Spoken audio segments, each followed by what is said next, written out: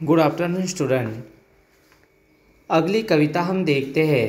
अगली कविता का नाम है, देखिए, ये अगली कविता का नाम है हिरोशिमा।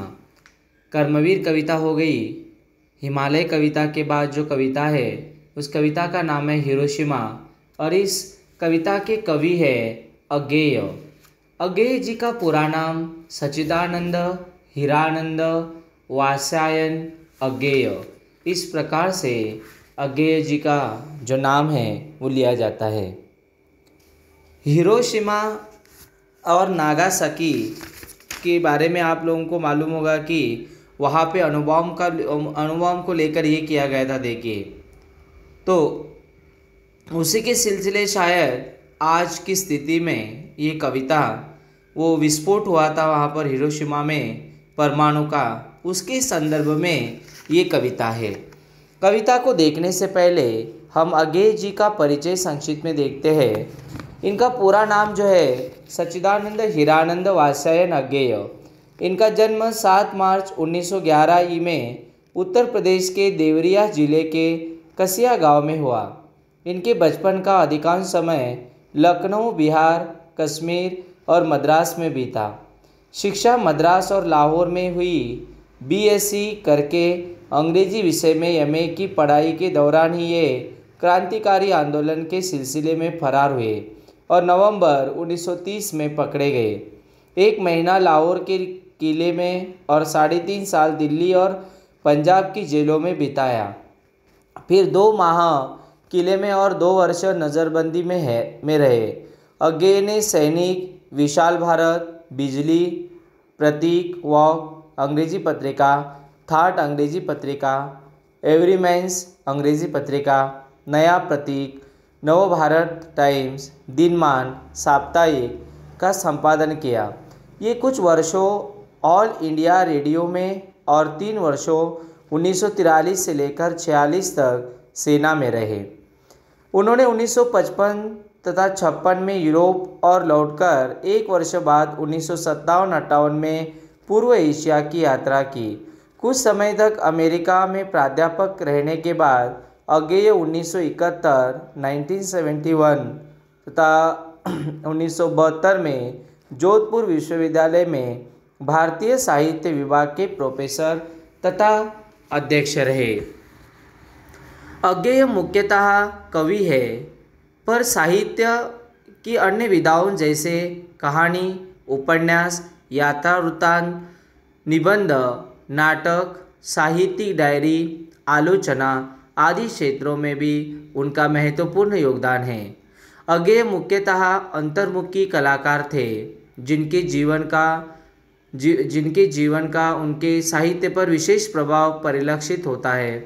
क्रांतिकारी जीवन तथा जेल का अनुभव, शेखर जीवनी तथा कहानी संग्रह कोठरी की बात की प्रेरणा के मूल में रही है।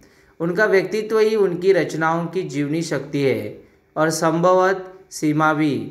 अज्ञेय की कतिपय रचनाओं पर फ्रायड की विचारधारा का प्रभाव है। उनका व्यक्ति जितना भोगता नहीं, उससे बड़ा चिंतक है। इनकी अधिकांश रचनाओं में एक तरफ उनकी मानसिक प्रतिक्रियाओं का एक विचारशील वेग आकर्षित करता है, तो दूसरी तरफ परिस्थितियों और चरित्रों का सतहीपन और कृत्रिमता निराश भी करती है। इनका निधन 4 अप्रैल 1987 में हुआ। इस प्रकार इनका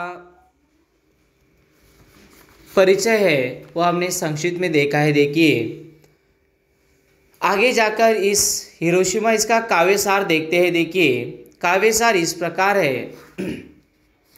यह कविता हिरोशिमा पर परमाणु बम गिराए जाने के संदर्भ में है।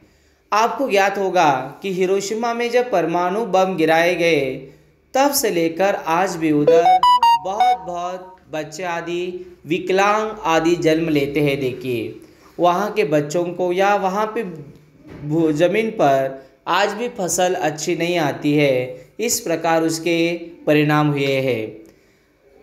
हमारे भारत देश में अशोक द ग्रेट कहा जाता है अशोक महाराजा को, क्योंकि अशोक जी ने क्या किया, देखिए, युद्ध होने के बाद कलिंग एक ही युद्ध किया उन्होंने, और उस युद्ध के परिणाम कैसे हुए, तो बहुत नुकसान हुआ। देखिए बहुत सारी ऐसी जनता उसमें मारी गई, और इसलिए उन्होंने उस युद्ध में वो हानि देखी, और तब से उन्होंने जीवन में कभी भी युद्ध नहीं किया। देखिए उनका पहला और अंतिम ये है, देखिए कलिंग युद्ध कहा जाता है। उसी प्रकार से हिरोशिमा की ये उदाहरण है। जब वो यह विस्फोट हुआ तो कवि की कल्पना में उस समय का हृदय विदारक दृश्य सजीव हो उठा है। परमाणु बम को आग का गोला कहते हुए सूरज से तुलना की गई है, जो पूरब में न निकलकर नगर के बीचों बीच उगता है।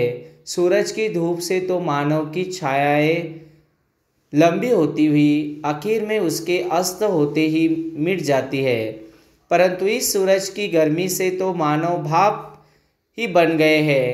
कवि का कहना है कि मानव द्वारा निर्मित यह सूरज मानव को ही भाप बनाकर अवशोषित कर गया।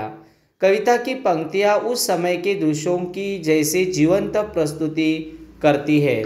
इस प्रकार से हिरोशिमा के बारे में प्रस्तुति इस कविता के माध्यम से हमें अंग्रेज जी ने बताया है। ये कविता बहुत सुंदर है और हमें जानकारी देने वाली है। सूरज की भाप यानी सूरज की जो उष्ण जो ये हवा होती है उससे भाप आती है ना। यस, पानी को आप उबालोगे तो उससे भाप हम लोग लेते हैं ना। यस, बुखार आदि ये सर्दी खांसी आदि होती है तब कभी कभार ये लिया जाता है। और अभी जो कोविड का ये चल रहा है तो लोग भाप लेते हैं। यस, तो इसी प्रकार से युद्ध के परिणाम तथा ये अणुबॉम्ब परमाणु आदि जो होते हैं, बम गिराए जाते हैं, उससे कितना नुकसान होता है। जल में गिराएंगे तो जलचर सभी प्राणी मछली सभी मारे जाते हैं। धरती पर आम जनता को खामोखाम अपना जीवन खोना पड़ता है। उसके साथ साथ आर्थिक नुकसान भी बहुत होता है। एक प्रकार से ये बहुत बुरे इसके ये होते हैं देखिए परिणाम। और इसीलिए हमें कभी भी इस प्रकार के कदम जल्दबाजी में नहीं उठाने हैं। तो यही बात हम अगले क्लास में देखेंगे। धन्यवाद।